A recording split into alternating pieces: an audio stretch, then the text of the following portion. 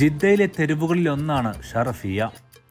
അവിടെ റമദാനിലെ വൈകുന്നേരങ്ങളിൽ സജീവമാണ് ഈ കച്ചവടം. മഞ്ഞയും ചുവപ്പും വെളുപ്പും നിറത്തിലെല്ലാം ലഭിക്കുന്ന ഈ പാനീയമാണ് സൂബിയ. എന്താണ് സൗദികൾ ഇതിനെ ഇത്രമാത്രം ഇഷ്ടപ്പെടാൻ കാരണം? അതിൻ്റെ വേരന്വേഷിച്ച് പോയാലെത്തുക മക്കയിലും മദീനയിലുമാണ്. നോമ്പുതുറയിൽ സൗദികൾ നിർബന്ധമായും ഉൾപ്പെടുത്തുന്ന ഇനമാണ് സൂബിയ. പണ്ട് മക്കയുടെയും മദീനയുടെയും തെരുവുകളെ സജീവമാക്കി നിർത്തിയിരുന്ന വിഭവം. എന്താണ് സൗദികൾക്ക് ഇത്രമേൽ പ്രിയം സൂബിയയോട്? അതിൻ്റെ കഥയാണ് ഇനി. സൂബിയ സൗദികൾക്കിടയിൽ പ്രസിദ്ധമാകുന്നത് മക്കയിൽ നിന്നും മദീനയിൽ നിന്നുമാണ്. ഹിജാസി പാനീയം എന്നാണിത് അറിയപ്പെടുന്നത് തന്നെ. കുടിച്ച് ഏതാനും നിമിഷങ്ങൾക്കകം തന്നെ വയറിൻ്റെ ആളൽ തണുപ്പിക്കാൻ സൂബിയക്കാകുമത്രേ. അതാണ് സൗദികളും ഇതേക്കുറിച്ച് പറയുന്നത്. This is local production. We drink this every day in Ramadan. All family drink this every day in Ramadan with the iftar. Okay. Good for health? Yeah, for very good. Huh? Very good for health. Very good for everything. We like this in any reason. We like this production. Ramadan ദിനങ്ങളിൽ Mecca, Medina, Jeddah തെരുവുകളിൽ സൂബിയ വിൽപ്പന വേറിട്ട കാഴ്ചയാണ്. അത് വിൽക്കുന്നതാകട്ടെ ഇതിന്റെ നിർമ്മാണത്തിൽ പ്രസിദ്ധരായ കുടുംബങ്ങളാണ്. Mecca പ്രവിശ്യയിൽ മനാബീർ കുടുംബവും മദീന പ്രവിശ്യയിൽ അൽഹാഷ കുടുംബവും ഇതിന്റെ നിർമ്മാണത്തിൽ പേരു കേട്ടവരാണ്. ഇരുകൂട്ടരും ഇതിന്റെ നിർമ്മാണത്തിൽ 4 പതിറ്റാണ്ട് പൂർത്തിയാക്കിയിട്ടുണ്ട്. ജിദ്ദയിലെ ഷറഫിയയിലെ ഈ പഴയ തെരുവിൽ വിൽക്കുന്നത് ആ കുടുംബത്തിന്റെ പേരിലുള്ള സ്ഥാപനമാണ്.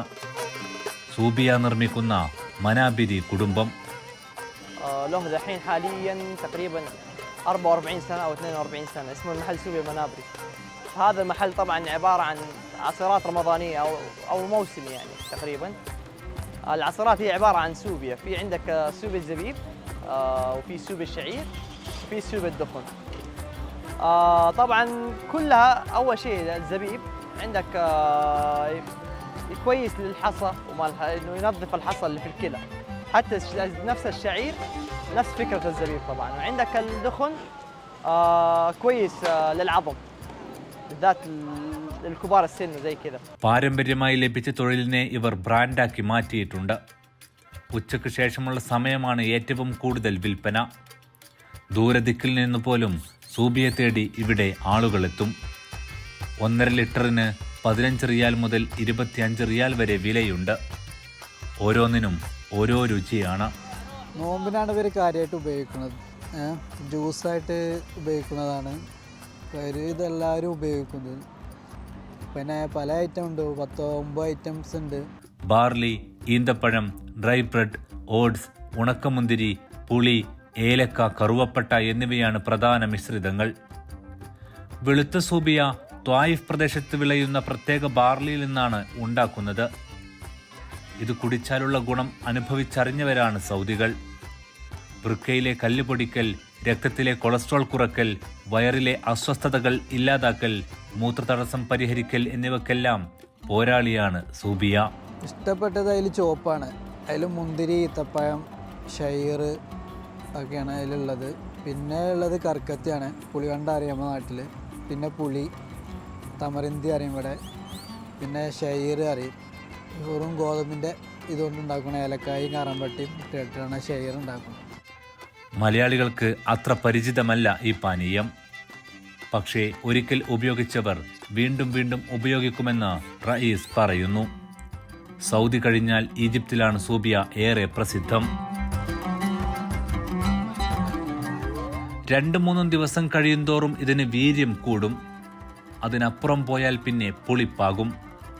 ഇതിനാൽ തന്നെ ഇവയിൽ എന്താണ് അടങ്ങിയിരിക്കുന്നത് എന്നത് സംബന്ധിച്ച് സൗദിയിലെ ഫുഡ് ആൻഡ് ഡ്രഗ് അതോറിറ്റി പഠനം നടത്തിയിരുന്നു. ഇതിൽ മദ്യത്തിൻ്റെ അംശം ഉണ്ടോ എന്നതായിരുന്നു ആ പരിശോധന നടത്താൻ തന്നെ കാരണം. പഠനത്തിൽ എഥനോളിൻ്റെ അംശം കണ്ടെത്തിയെങ്കിലും അത് തുലോം കുറവാണ്. മനുഷ്യന് ലഹരി പിടിപ്പിക്കുന്ന ഒന്നും അതിലില്ല. അതായിരുന്നു കണ്ടെത്തൽ. ഉൽപ്പാദിപ്പിച്ച ദിവസം തന്നെ കുടിക്കുന്നതാണ് പറഞ്ഞ നേട്ടങ്ങളെല്ലാം ലഭിക്കാൻ ഏറ്റവും ഗുണകരം.